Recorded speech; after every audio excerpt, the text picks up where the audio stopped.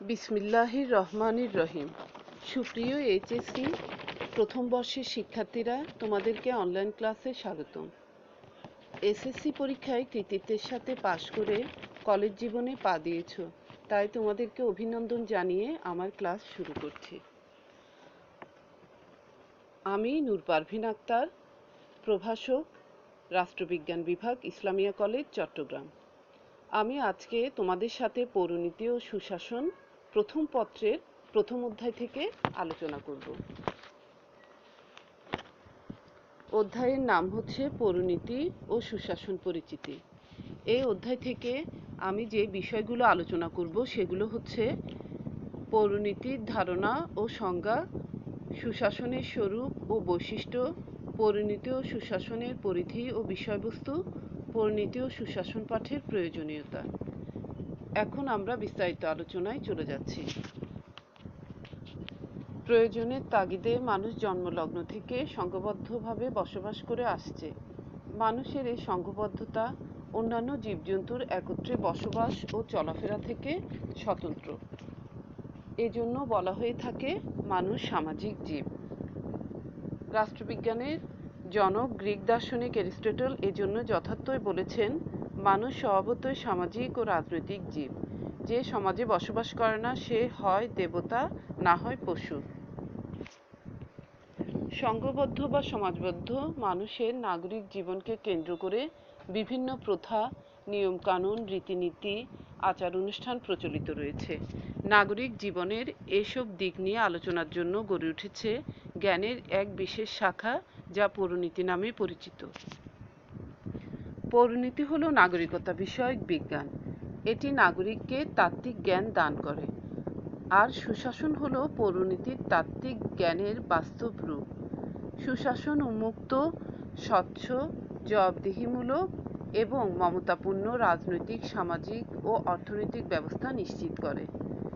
পৌরনীতি ও সুশাসনের অগ্রযাত্রার কেন্দ্রবিন্দুতে থাকে নাগরিক। উভয়ের উদ্দেশ্য হল নাগরিক জীবনকে নিরাপদ, সভ্য ও নিশ্চিত করা। এখন আমরা পৌরনীতি কাকে বলে সেটা নিয়ে আলোচনা করব। পৌরনীতি একটি সংস্কৃত শব্দ। পৌরনীতির ইংরেজি প্রতিশব্দ সিভিক্স। সিভিক্স শব্দটি এসেছে দুটি ল্যাটিন শব্দ সিভিস এবং সিভিটাস থেকে। সিভিস শব্দের অর্থ নাগরিক এবং সিভিটাস শব্দের অর্থ নগর রাষ্ট্র। সুতরাং উৎপত্তি বা শাব্দিক অর্থে পৌরনীতি হল এমন এক শাস্ত্র যা নগর রাষ্ট্রে বসবাসরত নাগরিকদের আচার আচরণ, রীতিনীতি ও কার্যাবলী নিয়ে আলোচনা করে।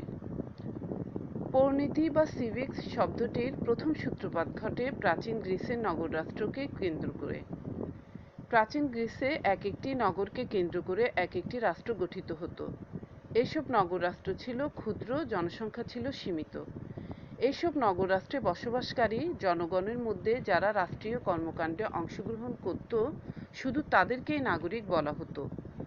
আর এইসব রাষ্ট্রে বসবাসকারী নাগরিকদের আচার আচরণ, রীতিনীতি, অধিকার ও কর্তব্য নিয়ে আলোচনা করা হতো পৌরনীতিতে। কিন্তু বর্তমানে পৌরনীতির ধারণাকে শুধুমাত্র শব্দগত অর্থে আলোচনা করা হয় না, কেননা বর্তমানে প্রাচীন গ্রিসের নগর রাষ্ট্রের মতো রাষ্ট্র আর নেই, বরং এগুলো এখন জাতীয় রাষ্ট্র হিসেবে সমধিক পরিচিত। বর্তমান জাতীয় রাষ্ট্রগুলো আয়তনে যেমন বড়, জনসংখ্যাও তেমন বেশি। এইসব জাতীয় রাষ্ট্রে নাগরিকদের জীবন এবং কার্যাবলী জটিল এবং বহুমুখী। প্রাচীনকালে নাগরিক জীবন পরিবার ও ক্ষুদ্র রাষ্ট্রের মধ্যে সীমাবদ্ধ ছিল, কিন্তু বর্তমানে নাগরিক জীবন পরিবার, গ্রাম, স্থানীয় সংস্থা, এমনকি রাষ্ট্রের গণ্ডি পেরিয়ে আন্তর্জাতিক রূপ পরিগ্রহ করেছে।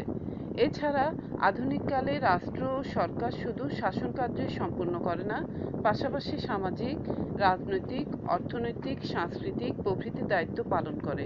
সুতরাং বলা যায়, আধুনিক রাষ্ট্রের নাগরিকদের ভূমিকা ও কার্যাবলী, আচার আচরণ এবং তাদের বিভিন্ন আর্থসামাজিক, রাজনৈতিক, আন্তর্জাতিক প্রতিষ্ঠান সম্পর্কে সবিস্তারে আলোচনা পর্যালোচনার মাধ্যমে যে শাস্ত্র আদর্শ নাগরিক জীবনের ইঙ্গিত দান করে তাই পৌরনীতি। পৌরনীতির ধারণাকে আমরা দুটি অর্থে ব্যবহার করতে পারি, একটি সংকীর্ণ অর্থে এবং আরেকটি ব্যাপক অর্থে। সংকীর্ণ অর্থে পৌরনীতি বলতে নাগরিকের অধিকার ও কর্তব্য সংক্রান্ত বিজ্ঞানকে বোঝায়, আর ব্যাপক অর্থে নাগরিকের অধিকার ও কর্তব্য সহ সামাজিক ও রাজনৈতিক প্রতিষ্ঠান, স্থানীয়, জাতীয়, আন্তর্জাতিক প্রতিষ্ঠান এবং নাগরিকের অতীত, বর্তমান, ভবিষ্যৎ নিয়ে যে শাস্ত্র আলোচনা করে তাকেই পৌরনীতি বলে। সব শেষে আমরা বলতে পারি, পৌরনীতি এমন একটি গতিশীল সামাজিক বিজ্ঞান যা আধুনিক জাতীয় রাষ্ট্রে বসবাসকারী নাগরিকদের রীতিনীতি, আচার আচরণ, অতীত, বর্তমান, ভবিষ্যৎ, জাতীয় এবং আন্তর্জাতিক মানবতার সাথে জড়িত বিষয়সমূহ নিয়ে আলোচনা করে। এখন আমরা সুশাসন নিয়ে আলোচনা করব। সুশাসন একটি আধুনিক ধারণা। সামাজিক, রাজনৈতিক ও অর্থনৈতিক উন্নয়নের পূর্বশর্ত হচ্ছে সুশাসন। সুশাসন শব্দটির ইংরেজি প্রতিশব্দ গুড গভর্নেন্স। সুশাসন বা গুড গভর্নেন্স প্রত্যয়টি সম্পর্কে ধারণা পেতে হলে আমাদেরকে শাসন বিষয়টি সম্পর্কে ধারণা লাভ করা প্রয়োজন। সাধারণভাবে বলা যায়, শাসন হলো এক ধরনের প্রক্রিয়া, যে প্রক্রিয়ার মাধ্যমে রাষ্ট্রের কর্তৃত্ব বা ক্ষমতাকে জনগণের রাজনৈতিক ও অর্থনৈতিক উন্নয়নের লক্ষ্যে ব্যবহার করা হয়। সুশাসন একটি রাষ্ট্র বা সমাজ ব্যবস্থাকে কাঙ্ক্ষিত উন্নয়নের দিকে নিয়ে যায়। সুশাসনকে এক প্রকার মানদণ্ডও বলা যায়, যে মানদণ্ডের সাহায্যে একটি সমাজের বা রাষ্ট্রের সামগ্রিক অবস্থা যাচাই করা সম্ভব। বিশ্ব ব্যাংকের মতে কতগুলো বিষয় সুশাসনের অন্তর্ভুক্ত। বিষয়গুলো হচ্ছে: 1. সরকারি কাজের দক্ষতা, 2. স্বাধীন বিচার ব্যবস্থা, 3. বৈধ চুক্তির প্রয়োগ, 4. জবাবদিহিতামূলক প্রশাসন, 5. স্বাধীন সরকারি নিরীক্ষক, 6. প্রতিনিধিত্বমূলক আইনসভার কাছে দায়বদ্ধতা, 7. আইন ও মানবাধিকার সংরক্ষণ, 8. বহুমুখী সাংগঠনিক কাঠামো, 9. সংবাদপত্রের স্বাধীনতা।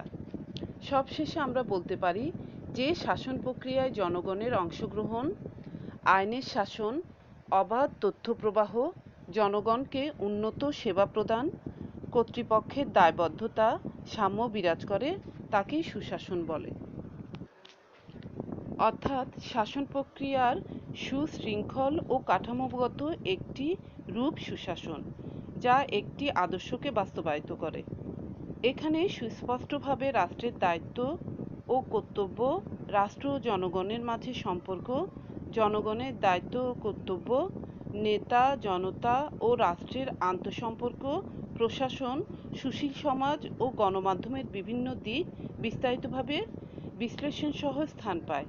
জনগণ, রাষ্ট্র ও প্রশাসনের সাথে অত্যন্ত ঘনিষ্ঠ প্রত্যয় এখন সুশাসন। এখন আমরা পৌরনীতির পরিধি ও বিষয়বস্তু নিয়ে আলোচনা করব।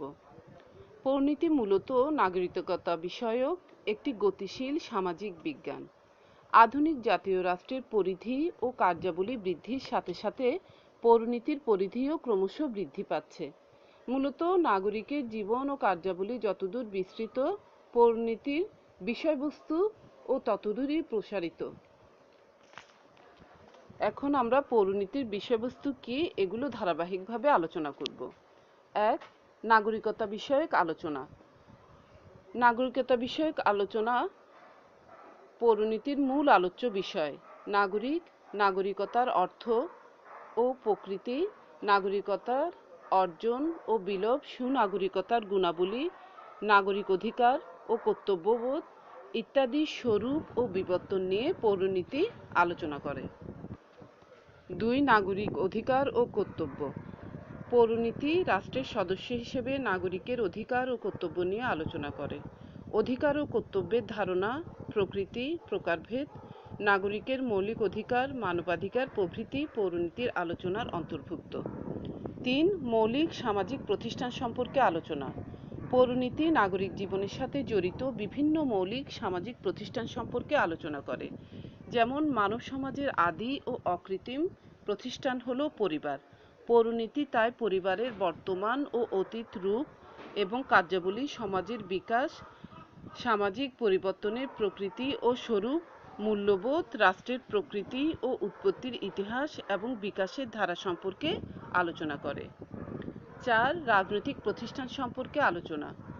পৌরনীতি সামাজিক প্রতিষ্ঠানের পাশাপাশি রাজনৈতিক প্রতিষ্ঠান সম্পর্কেও আলোচনা করে, যেমন রাষ্ট্রের সংজ্ঞা ও প্রকৃতি, উৎপত্তির ইতিহাস, রাষ্ট্রের উপাদান, সংবিধানের প্রকৃতি, সরকারের প্রকৃতি, সরকারের বিভিন্ন বিভাগের প্রকৃতি, রাজনৈতিক দল, জনমত, নির্বাচন, নির্বাচক মণ্ডলী প্রভৃতি রাজনৈতিক প্রতিষ্ঠান নিয়ে পৌরনীতি আলোচনা করে। 5. সামাজিক রাজনৈতিক বিমূর্ত বিষয় নিয়ে আলোচনা। পৌরনীতি সামাজিক ও রাজনৈতিক অঙ্গনের বিভিন্ন বিমূর্ত বিষয়, যেমন রাষ্ট্র, আইন, নৈতিকতা, স্বাধীনতা, সাম্য প্রভৃতি বিষয় নিয়ে আলোচনা করে। 6. নাগরিকতার স্থানীয়, জাতীয়, আন্তর্জাতিক বিষয় সম্পর্কে আলোচনা। পৌরনীতি নাগরিকতার স্থানীয়, জাতীয়, আন্তর্জাতিক বিষয় নিয়ে আলোচনা করে। নাগরিকের সামাজিক ও রাজনৈতিক কার্যাবলীর সাথে সম্পর্কযুক্ত স্থানীয় সংস্থা, যেমন ইউনিয়ন পরিষদ, পৌরসভা, সিটি কর্পোরেশন, উপজেলা পরিষদ, জেলা পরিষদ ইত্যাদির গঠন কার্যাবলীর বিশদ বিবরণ পৌরনীতির মাধ্যমেই জানা যায়। জাতীয় চেতনার ভিত্তিতে গঠিত রাষ্ট্র সম্পর্কে আলোচনা করে পৌরনীতি জাতীয় স্বাধীনতা আন্দোলন, বিভিন্ন নেতার অবদান, জাতীয় গুরুত্বপূর্ণ ঘটনাসমূহ, শাসনতান্ত্রিক সমস্যা ও সংবিধান নিয়ে আলোচনা করে। এছাড়াও বর্তমান নাগরিক জীবন বৈশ্বিক প্রেক্ষাপটে আবর্তিত হয়। বন্ধুত্ব, বিশ্বশান্তি, অগ্রগতির প্রেরণায় বিশ্বের সকল জাতি আজ পরম মৈত্রীর বন্ধনে আবদ্ধ। পৌরনীতি সেই বন্ধনকে সুদৃঢ় করার লক্ষ্যে বৈদেশিক সম্পর্কের নীতি, আন্তর্জাতিক সংস্থাসমূহ এর উদ্দেশ্য, গঠন, কার্যাবলী সম্পর্কে বিশদভাবে আলোচনা করে। 7. পৌরনীতি নাগরিকের অতীত, বর্তমান এবং ভবিষ্যৎ নিয়ে আলোচনা করে। অতীত ও বর্তমানের পরিপ্রেক্ষিতে ভবিষ্যৎ নাগরিক জীবন কেমন হবে, পৌরনীতি তার দিক নির্দেশনা দিয়ে থাকে। 8. পৌরনীতি বিভিন্ন রাজনৈতিক ঘটনাবলী নিয়ে আলোচনা করে, যেমন 1905 সালের বঙ্গভঙ্গ আন্দোলন, 1906 সালের মুসলিম লীগ প্রতিষ্ঠা, 1916 সালের লখনৌ চুক্তি, খেলাফত ও অসহযোগ আন্দোলন, 1940 সালের লাহোর প্রস্তাব, 1947 সালের দেশ বিভাগ, 1952-এর ভাষা আন্দোলন, 54-এর যুক্তফ্রন্ট নির্বাচন, 1966-এর 6 দফা, 1969-এর গণ অভ্যুত্থান, 1970 সালের নির্বাচন, 1971 সালের স্বাধীনতা যুদ্ধ ইত্যাদি বিভিন্ন রাজনৈতিক ঘটনাবলী আমরা পৌরনীতি পাঠের মাধ্যমেই জানতে পারি। 9. বিভিন্ন শাসনতান্ত্রিক বিকাশ সম্পর্কেও আলোচনা করে। ব্রিটিশ ভারত, পাকিস্তান ও বাংলাদেশের বিভিন্ন শাসনতান্ত্রিক সমস্যা, বিকাশধারা সম্পর্কে পৌরনীতি আলোচনা করে। ব্রিটিশ শাসনামল, পাকিস্তান শাসনামলের বিভিন্ন আইন, সংবিধান এবং শাসনতান্ত্রিক বিকাশধারা নিয়েও পৌরনীতি আলোচনা করে। 10. পৌরনীতি আমাদেরকে সুনাগরিকতার শিক্ষা দেয়। পৌরনীতি ও সুশাসনে পাঠের মাধ্যমে আমরা সুনাগরিকতা অর্জনের গুণাবলী, যেমন বুদ্ধি, বিবেক, আত্মসংযম, শৃঙ্খলাবোধ ইত্যাদি সম্পর্কে জানতে পারি। এছাড়াও নাগরিক জীবনের সাথে জড়িত বিভিন্ন সমসাময়িক বিষয়াদি, যেমন পরিবেশগত সমস্যা, বিভিন্ন সামাজিক সমস্যা ইত্যাদি নিয়েও পৌরনীতি আলোচনা করে।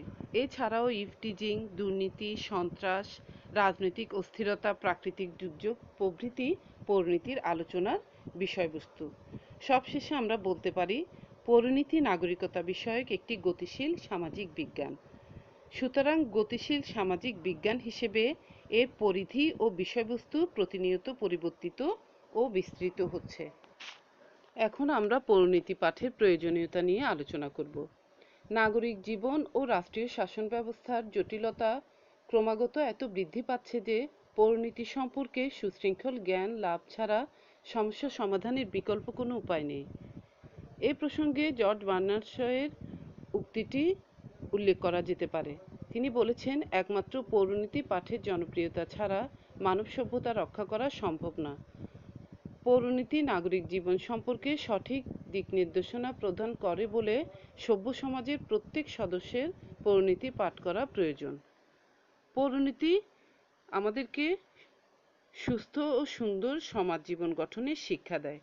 ইতিহাস যেমন মানুষের অতীত ও বর্তমান নিয়ে আলোচনা করে এবং ভবিষ্যতের পথ নির্দেশ করে, অর্থনীতি যেমন মানুষের অর্থনৈতিক সম্পর্ক, সমস্যা ও জীবনের মান উন্নয়নের উপায় সম্পর্কে জানতে সাহায্য করে, পৌরনীতি তেমনি পারস্পরিক সহযোগিতার দ্বারা সুস্থ ও সুন্দর সমাজ জীবন কিভাবে গঠন করা যায়, জনগণের সর্বাধিক মঙ্গল কিভাবে করা যায় সে সম্পর্কে আমাদেরকে শিক্ষা দেয়। 2. পৌরনীতি পাঠ করলে নাগরিকরা তাদের অধিকার ও কর্তব্য সম্পর্কে জানতে পারে। নাগরিক চেতনা বিকশিত হয়। কর্তব্যবোধে উদ্দীপ্ত হয়ে কিভাবে রাষ্ট্রীয় জীবনে সফলতা আনতে হবে সেই বিষয়ে সচেতনতা প্রাপ্ত হয়। 3. পৌরনীতি সুনাগরিকতার গুণাবলী বিকাশে সহায়তা করে। সহনশীলতা, কর্তব্যনিষ্ঠা, নিয়মনিষ্ঠা ইত্যাদির অনুপস্থিতিতে গণতান্ত্রিক ব্যবস্থা অচল হয়ে পড়ে। পৌরনীতির অনুশীলনের মাধ্যমে এসব গুণাবলীর বিকাশ সাধিত হয় এবং সুনাগরিকতা বিকশিত হয়। 4. পৌরনীতি ও সুশাসন নাগরিক দৃষ্টিভঙ্গি উদার করে। পৌরনীতি ও সুশাসন পাঠে মানুষের মনের গোঁড়ামি, অন্ধবিশ্বাস, সংকীর্ণতা, দীনতা, কুসংস্কার, পরশ্রী কাতরতা প্রভৃতি দূর হয় এবং দৃষ্টিভঙ্গি উদার ও প্রসারিত হয়। 5. পৌরনীতি পাঠের মাধ্যমে বিভিন্ন সংগঠন ও প্রতিষ্ঠানের অতীত সম্পর্কে আমরা জানতে পারি। অতীতে সমাজ, রাষ্ট্র, সার্বভৌমত্ব, আইন, স্বাধীনতা, সাম্য প্রভৃতি প্রতিষ্ঠানগুলো কী রূপ ছিল তা না জানলে ভবিষ্যতে এগুলোর সাংগঠনিক রূপ কী হওয়া উচিত তা অনুমান বা কল্পনা করা সম্ভব হতো না। 6. পৌরনীতি পাঠের মাধ্যমে আমরা রাষ্ট্রের বর্তমান অবস্থা সম্পর্কেও জানতে পারি। 7. পৌরনীতি ও সুশাসন নাগরিক চেতনা বৃদ্ধি করে। পৌরনীতি ও সুশাসন পাঠের মাধ্যমে আমরা বিভিন্ন সামাজিক এবং রাজনৈতিক সংগঠনগুলোর অতীত, বর্তমান এগুলোর প্রকৃতি, কার্যাবলী এবং গুরুত্ব সম্পর্কে জানতে পারি। এর ফলে মানুষের রাজনৈতিক জ্ঞান এবং নাগরিক চেতনা বৃদ্ধি পায়। 8. পৌরনীতি ও সুশাসন নাগরিকদের গণতান্ত্রিক চেতনা বৃদ্ধি করে। পৌরনীতি ও সুশাসন গণতন্ত্রের প্রকৃতি, প্রকারভেদ, দোষ, গুণ এর সফলতার শর্তাবলী সম্পর্কে আলোচনা করে, ফলে জনগণের মধ্যে নাগরিক চেতনা বৃদ্ধি পায়। পৌরনীতি পাঠের মাধ্যমে নাগরিকগণ বুদ্ধিমান ও বিচক্ষণ হয়ে ওঠে। সরকারি কাজে সহায়তা করার পাশাপাশি তাদের রাজনৈতিক ঔদাসীন্যতাবোধ দূর হয়, ফলে নাগরিকরা নিজেদেরকে আদর্শ নাগরিক হিসেবে গড়ে তুলতে পারে। পৌরনীতি ও সুশাসন পাঠের মাধ্যমে ছাত্রছাত্রীরা রাষ্ট্র ও নাগরিকতা সম্পর্কে বিভিন্ন বিষয় জানার মাধ্যমে তাদের জ্ঞানের পরিধি বিস্তৃত হয়। এছাড়াও পৌরনীতি এবং সুশাসন অধ্যয়নের মাধ্যমে বিশ্ব শান্তি প্রতিষ্ঠার বিভিন্ন উপায় সম্পর্কে জ্ঞান অর্জন করা যায়। এছাড়াও পৌরনীতি ও সুশাসন পাঠ করার ফলে নাগরিকদের দেশপ্রেম বৃদ্ধি পায়। এর ফলে দেশের স্বাধীনতা ও সার্বভৌমত্ব রক্ষার জন্য একজন নাগরিক প্রয়োজনে জীবনদান করতেও কুণ্ঠিত হয় না। পৌরনীতি ও সুশাসন সুযোগ্য নেতৃত্ব গড়ে তোলার শিক্ষা দেয়। নেতৃত্ব কী, কীভাবে নেতৃত্ব লাভ করা যায়, নেতৃত্বের আবশ্যকীয় গুণাবলী কী কী, নেতৃত্ব অর্জনের সমস্যা কী কী, কীভাবে এসব সমস্যা দূর করা যায়, এইসব বিষয় নিয়ে পৌরনীতি আলোচনা করে থাকে। ফলে পৌরনীতি ও সুশাসনের জ্ঞান সুযোগ্য নেতৃত্ব বিকাশে সাহায্য করে। আমাদের এতক্ষণের আলোচনা থেকে আমরা বলতে পারি, সুন্দর ব্যক্তিজীবন, সমাজ জীবন ও রাষ্ট্রীয় জীবন গড়ে তোলা এবং সুনাগরিকতার শিক্ষা অর্জন করতে হলে পৌরনীতি ও সুশাসনের জ্ঞান অর্জন করা খুবই প্রয়োজন। সুপ্রিয় শিক্ষার্থী, আমি এতক্ষণ তোমাদের সাথে পৌরনীতি ও সুশাসনের বিভিন্ন বিষয় নিয়ে বিস্তারিত আলোচনা করলাম। আশা করি তোমরা বুঝতে পেরেছ। আজ এ পর্যন্তই। ধন্যবাদ।